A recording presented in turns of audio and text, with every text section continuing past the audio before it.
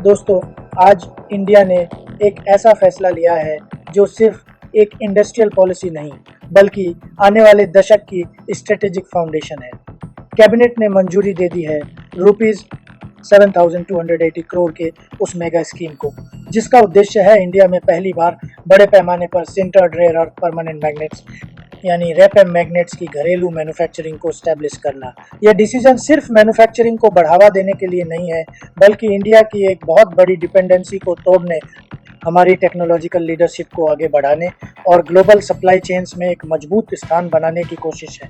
आज दुनिया की सबसे एडवांस टेक्नोलॉजीज, चाहे वह इलेक्ट्रिक व्हीकल्स हो, विंड टर्बाइंस हो, सर्वेलेंस ड्रोन्स हो, सैटेलाइट्स हो, मेडिकल इमेजिंग डिवाइसेस हो या फिर प्रिसीजन गाइडेड मिसाइल सिस्टम्स, हर जगह rare earth permanent magnets critical role निभाते हैं।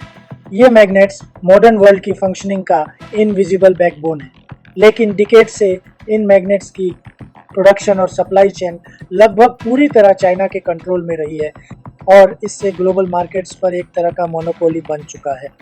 इंडिया जैसे रैपिडली ग्रोइंग हाईटेक इकोनॉमी के लिए यह एक बड़ा स्ट्रेटेजिक बॉटलनेक बन सकता था, लेकिन अब इंडिया ने क्लियरली डिसाइड कर लिया है कि आने वाले समय में हम सिर्फ कंज्यूमर्स नहीं बल्कि प्रोड्यूसर्स भी बनेंगे और हाईटेक मैन्युफैक्चरिंग के सेंटर में अपनी जगह बनाएंगे। रेयर अर्थ परमानेंट मैग्नेट्स दुनिया के सबसे पावरफुल, एफिशिएंट और हाई परफॉर्मेंस मैग्नेट्स माने जाते हैं। इनका उपयोग उन एप्लीकेशंस में होता है जहां extremely high magnetic strength, energy efficiency और ड्यूरेबिलिटी की ज़रूरत होती है। ये मैग्नेट्स रेयर अर्थ एलिमेंट्स से बने होते हैं, जैसे नियोडीमियम, प्रासियोडीमियम, डिस्प्रोसियम और टर्बियम। ये मटेरियल्स बहुत छोटे होते हैं, लेकिन इनकी मैग्नेटिक प्रॉपर्टीज अनमैच्ड होती हैं।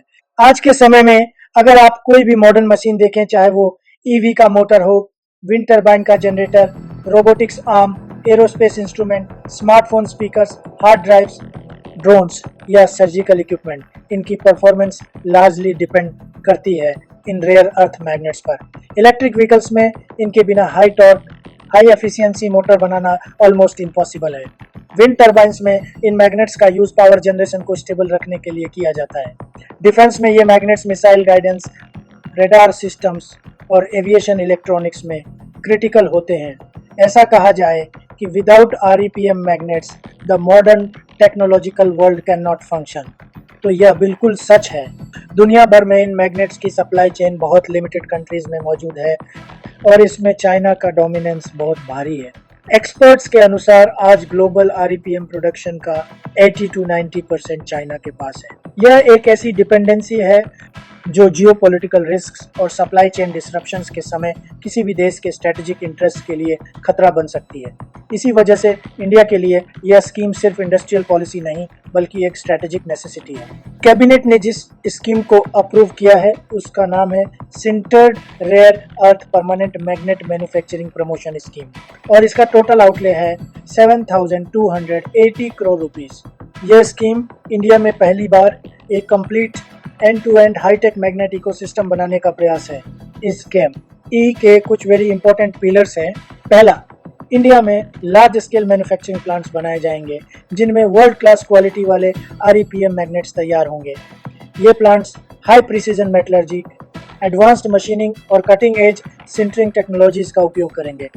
दूसरा, गवर्नमेंट का फोकस सिर्फ फाइनल मैग्नेट्स बनाने पर नहीं बल्कि पूरे वैल्यू चेन पर है, यानी माइनिंग से लेकर सेपरेशन, रिफाइनिंग से लेकर एलॉय प्रिपरेशन और फिर फाइनल मैग्नेट फैब्रिकेशन तक पूरा इकोसिस्टम इंडिया में खड़ा किया जाएगा। तीसरा, गवर्नमेंट ने फोकस रखा है ग्लोबल स्टैंडर्ड्स को एडॉप्ट करने पर। इस इकोसिस्टम में top tier R&D labs, IITs और CSIR इंस्टीट्यूट्स को एक्टिवली शामिल किया जाएगा ताकि क्वालिटी किसी भी इंटरनेशनल कॉम्पिटिटर विशेष रूप से चाइना के बराबर या उससे बेहतर हो। चौथा, स्कीम प्राइवेट सेक्टर पार्टिसिपेशन को एनकरेज करेगी। EV manufacturers, electronics companies, defence suppliers और रिन्यूएबल एनर्जी फर्म्स को डायरेक्टली इस चेन से जोड़ा जाएगा ताकि डिमांड और सप्लाई सिंक्रोनाइज्ड रहें। इस स्कीम को सिर्फ एक फाइनेंशियल इंसेंटिव मॉडल नहीं बल्कि एक नेशनल स्ट्रेटेजिक प्रोजेक्ट की तरह देखा जा रहा है, जिसका गोल है इंडिया को रेयर अर्थ मैग्नेट मैन्युफैक्चरिंग में ग्लोबल प्लेयर बनाना। इंडिया आने वाले अगले 1 डिकेड में दुनिया के सबसे बड़े इलेक्ट्रिक व्हीकल मार्केट्स में से एक बनने जा रहा है। गवर्नमेंट का गोल है कि आने वाले वर्षों में ईवी पेनिट्रेशन मैसिव इंक्रीज हो, लेकिन ईवीज की सबसे क्रिटिकल और कॉस्टलीस्ट कंपोनेंट है परमानेंट मैग्नेट मोटर, और ये मैग्नेट इंडिया इंपोर्ट करता है। रिन्यूएबल एनर्जी में भी इंडिया बहुत बड़ा ग्लोबल प्लेयर बनने की क्षमता रखता है। विंड टर्बाइंस में रेयर अर्थ मैग्नेटियस का उपयोग होता है और इंडिया की रिन्यूएबल एनर्जी टारगेट्स ह्यूज हैं। विशेष रूप से नेट जीरो बाय 2070 के लिए मैसिव कैपेसिटी एक्सपेंशन जरूरी है।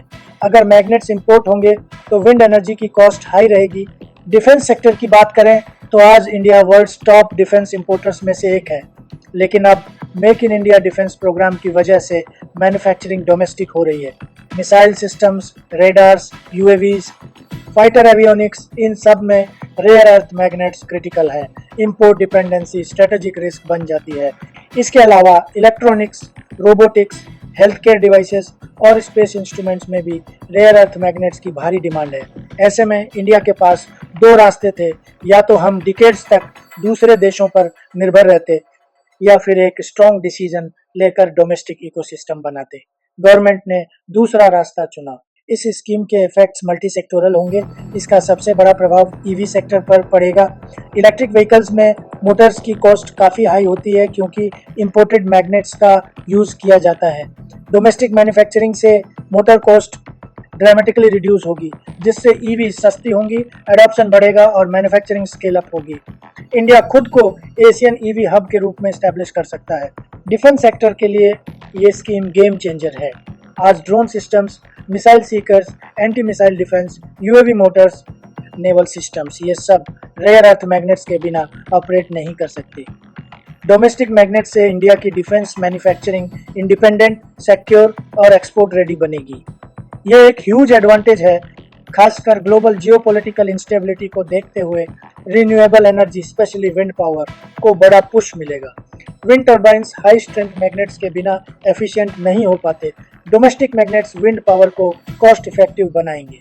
इलेक्ट्रॉनिक्स सेक्टर में भी जंप आएगा। हर मोटर बेस्ड अप्लायंस, चाहे वह वॉशिंग मशीन हो, फ्रिज हो, इंडस्ट्रियल ऑटोमेशन हो या रोबोटिक्स, आर मैग्नेट्स का उपयोग करती है। डोमेस्टिक मैन्युफैक्चरिंग इलेक्ट्रॉनिक्स इकोसिस्टम को बड़ा बेनिफिट देगी। एम्प्लॉयमेंट और R&D को मैसिव बूस्ट मिलेगा।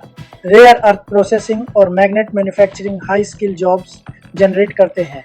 थाउजेंड्स ऑफ डायरेक्ट और lakhs of indirect jobs expected हैं। इंडिया में पहली बार एडवांस मैग्नेट साइंस पर लार्ज स्केल R&D इकोसिस्टम बनेगा। गवर्नमेंट ने इस स्कीम को एक आइसोलेटेड पॉलिसी की तरह नहीं बनाया है। ये ब्रॉडर रेयर अर्थ स्ट्रेटेजी से जुड़े 3 पिलर्स का हिस्सा है। पहला पिलर है इंडिया में रेयर अर्थ माइनिंग को साइंटिफिकली एक्सपैंड करना। इंडिया के पास रेयर अर्थ डिपॉजिट्स हैं, पर सिस्टमेटिक तरीके से उन्हें डेवलप नहीं किया गया। अब नई पॉलिसीज माइनिंग और रिफाइनिंग को एक्सेलरेट करेंगी।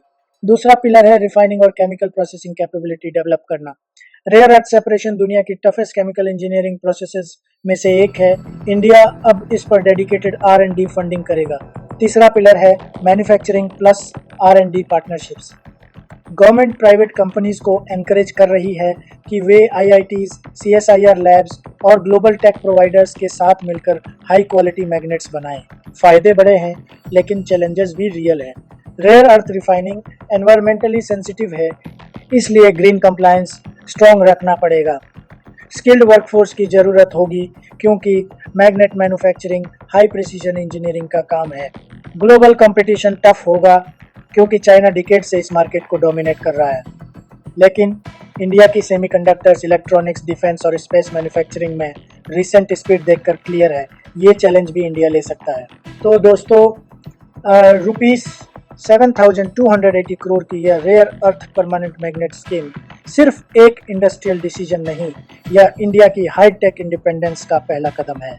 यह एक ऐसा फाउंडेशन है जिस पर आने वाले वर्षों में India EVs, defence systems, satellites, robotics और रिन्यूएबल एनर्जी का ग्लोबल पावर हाउस बन सकता है। अगर एग्जीक्यूशन स्ट्रॉन्ग रहा तो आने वाले 10 ईयर्स में इंडिया दुनिया के लीडिंग मैग्नेट प्रोड्यूसर्स में शामिल हो सकता है। अगर आप चाहें, मैं इसका दूसरा पार्ट बना सकता हूँ। इंडिया के rare earth reserves, mining to magnet full value chain, EV और डिफेंस पर प्रभाव China versus India global competition? Comment करके बताइए। मैं हूं रवीश कुमार, मिलूंगा अगले डिटेल टेक एनालिसिस में। जय हिंद,